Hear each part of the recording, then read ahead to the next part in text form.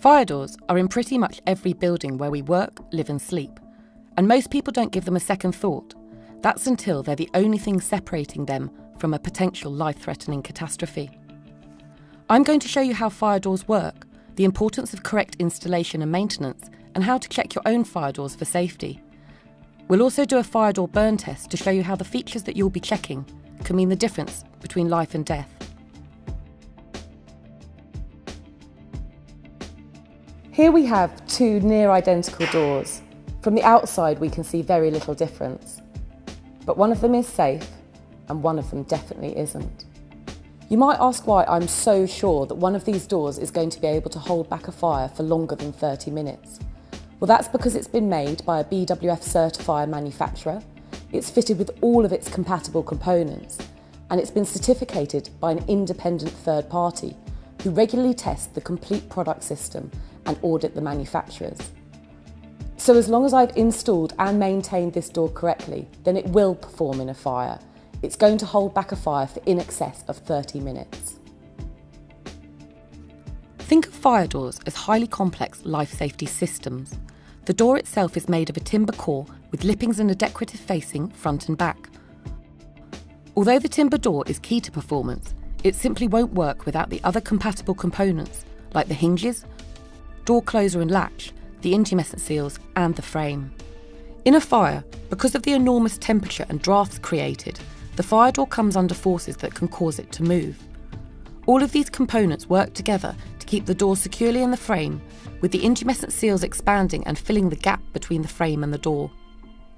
Other components, like fire-rated glazing systems, air transfer grills and letter plates, are fitted into holes through the fire door. And if they're not fitted correctly with compatible fire-rated components and additional intumescent protection, they become the most vulnerable parts to the fire. Usually, cold smoke seals are also fitted to either the door or the frame as either brush or plastic fins that will fill the perimeter gap of the door when it's closed. They delay the spread of poisonous cold smoke around a building, keeping escape routes clear. You might think that I'm going on about the detail, but it really matters because in a fire, every tiny detail and every split second counts. Door number 1 has been properly installed. I've got the correct gap all the way around and my intumescent and smoke seals are complete with no breaks in them. I've used intumescent filled fire rated glass with the correct beading, intumescent edge protection and fixings in place. My fire rated letter plate has been fitted in the right size aperture with the compatible intumescent sleeve inside and fixings, and the air transfer grille at the bottom of the door has been fitted with its intumescent block inside it that's going to swell up and fill the hole. I've installed this door in accordance to the manufacturer's recommendations. I've used the right fixings and the right packers, but crucially I've also used the right fire stopping materials in the gap between the frame and the wall.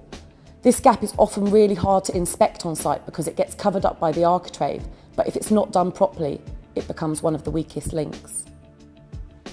This door has exactly the same fire rating, but I've introduced some faults that I commonly find on site.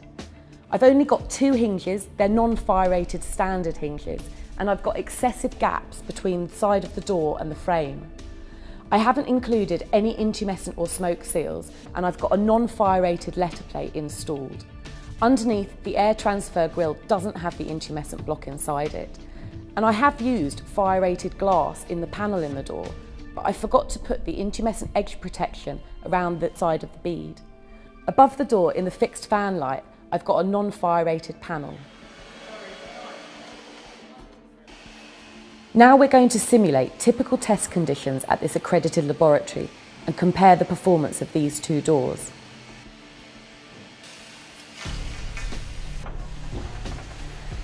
Okay, let's start the test.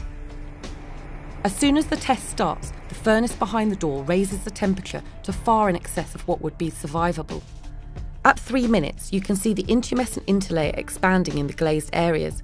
This means that the intumescent seals around the edges of the door and the intumescent protection in the letter plate and grille are also expanding, sealing all the gaps and holes. But without this protection, the left-hand door starts to allow smoke to billow through, and at just 4.5 minutes, the fire breaks through. This door has now failed before we've even got to 5 minutes.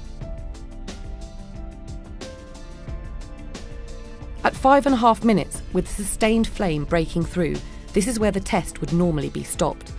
But we need to carry on so that we can continue to test the correctly fitted door. At 9 minutes, the architrave, which was the only thing protecting the gap between the frame and the wall on the poorly fitted door, begins to fall away on the fire side. This allows fire to wrap around the edges and start to attack the frame and the door. At the top of the door, fire is breaking through the non-fire rated fixed panel and is starting to burn the wall. As a technician tests for radiated heat transfer through the unprotected glazing system, the letter plate has melted and now falls off. We're going to have to slow this down a bit.